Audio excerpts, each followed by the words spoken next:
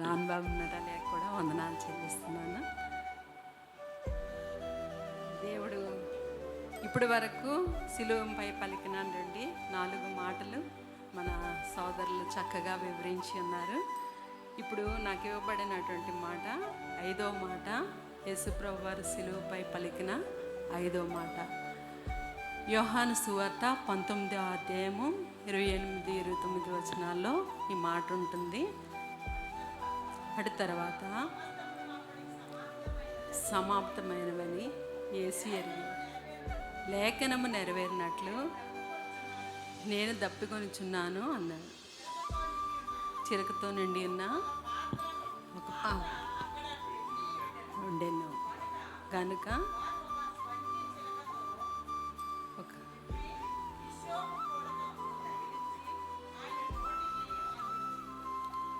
చాలా thank you అండి. ఇక్కడ దప్పికొని ఉన్నాను అని యేసుప్రభు వారు శిలువ పైన ఆ మాట పలుకుతున్నారు.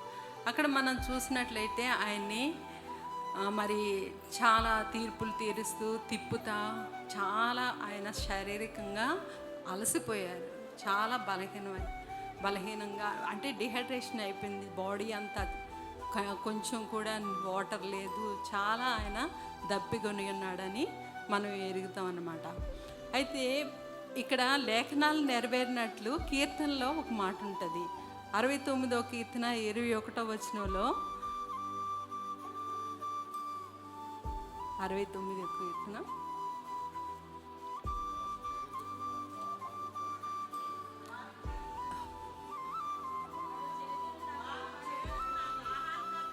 వారు నాకు చేదును ఆహారముగా పెట్టిరి, నాకు దప్పి అయినప్పుడు చిరకన త్రాగనిచ్చిరి.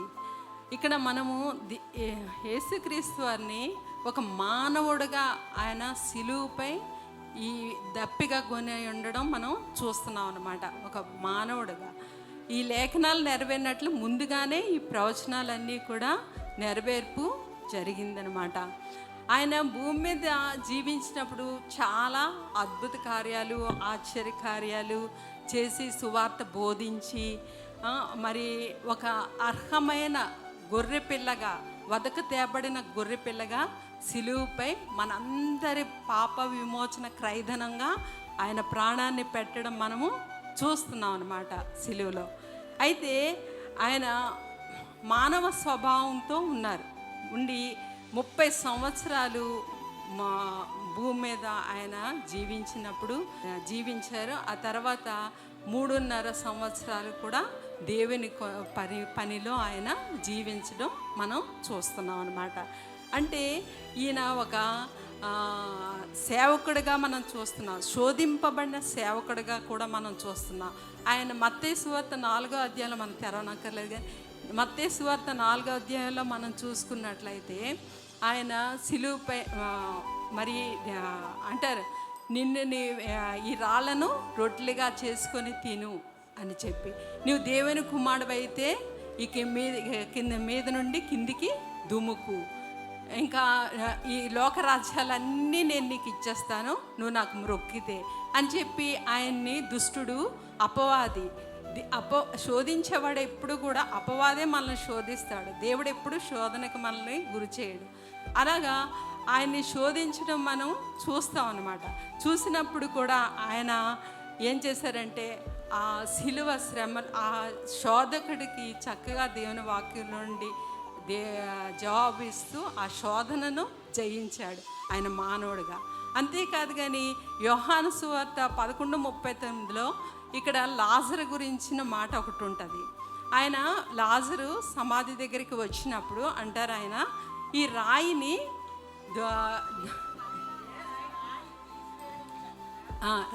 రాయిని తీసివేయండి అని చెప్తాడు. అంటే ఆయన మానవుడిగా అక్కడ చూడడం మనం చూస్తాం. ఆయన మానవుడిగా లాజరు చనిపోయిన తర్వాత ఆయన అక్కడికి వచ్చి ఆయన అంటున్నారు, రాయి పొర్లించే పని ఆయన ఒక్కరే చేయక, ఆయన మానవుడిగా శరీరంగా ఉన్నారు కనుక ఆయన అన్నారు, రాయిని పొర్లించండి అని చెప్పినప్పుడు వారు రాయిని పొర్లించిన తర్వాత దైవ మానవుడిగా దేవుని స్వభావంతో ఆయన అన్నాడు, లాజరు బయటికి రా అని బిగ్గరగా అనడం మనం చూస్తాం. అంటే ఇక్కడ రెండు, ఒకటి మానవుడిగా ఆయన్ని మనం చూస్తున్నాం, దేవుని కుమారుడుగా ఆయన్ని మనము చూస్తున్నాము.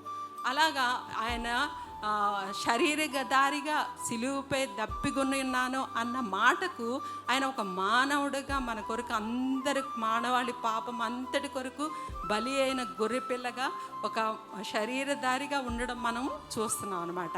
అలాగే రెండవదిగా ఆయన జీవమునిచ్చి లాజరుని బయటికి రప్పించడం మనం చూస్తాం. రెండవదిగా మార్కు సువార్త 4:38 కూడా ఉంటుంది.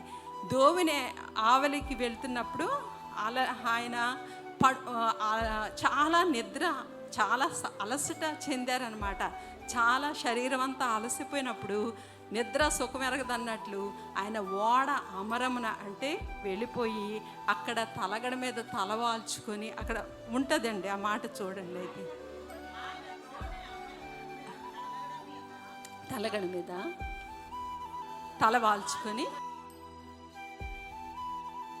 ఆకలిగా వచ్చింది, ఆయనకి కోపం వచ్చింది, ఆయనకి నిద్ర వచ్చింది. ఇవన్నీ వచ్చినప్పటికీ కూడా ఆయన ఎక్కడ కూడా పాపం చేశాడన్నమాట లేదు.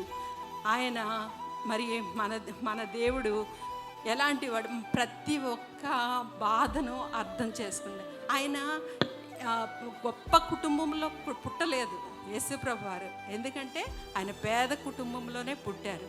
పుట్టినప్పుడు పేదరికంలో ఉన్నటువంటి కష్టాలేంటో శ్రమలేంటో ఆయనకి తెలుసు, బాగా తెలుసు. ఎందుకంటే అందరూ కూడా గొర్రె పిల్లలను మేకపోతులను బలి ఇవ్వడానికి తెచ్చినప్పుడు వారి తల్లిదండ్రులు పావురపు పిల్లలను తెచ్చి బలి ఇవ్వడం మనం చూస్తాం అన్నమాట. బలికి అంటే పేద కుటుంబం కనుక అంత తక్కువ.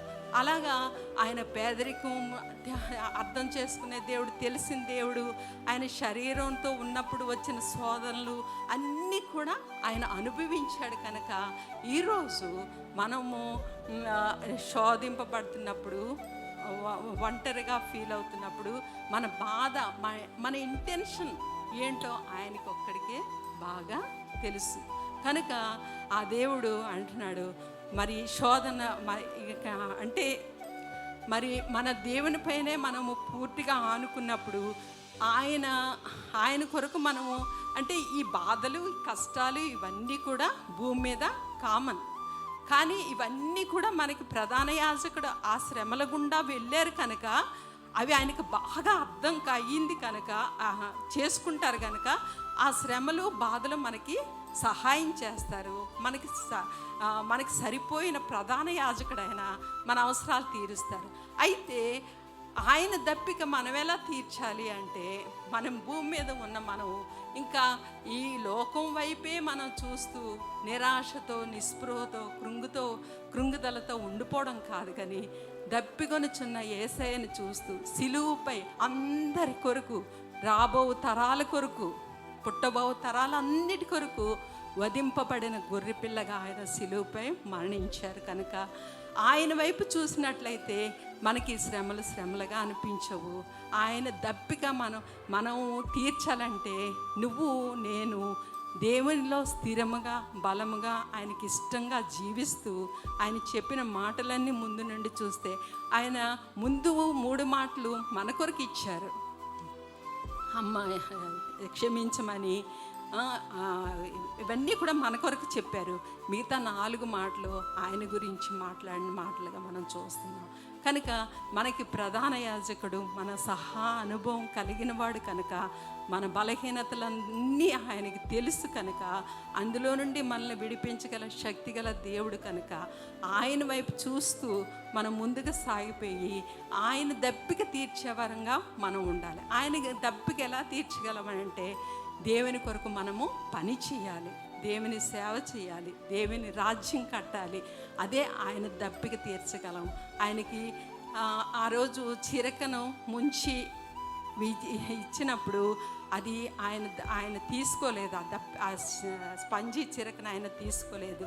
ఆయన శ్రమ పడ్డానికి, ఆయన బాధపడడానికి ఇష్టపూర్వకంగా మనందరి కొరకు ఆయన ప్రాణం పెట్టారు కనుక ఆయన ఇష్టాన్ని, ఆయన దప్పిక నువ్వు తీర్చాలి అని అంటే ఆయన కొరకు నువ్వు ఆత్మల రక్షణ కొరకు ప్రయాసపడాలి, దేవుని కొరకు జీవించాలి. మనం జీవించడమే కాదు కానీ మన జీవితాన్ని బట్టి అనేకులు ప్రభు తట్టు తిరిగేలాగా మనం జీవించినప్పుడు ఆయన దప్పికను మనం తప్పకుండా తీర్చే వారంగా ఉంటాం. దేవుడి ఇచ్చిన మాటలు దీవించినారు.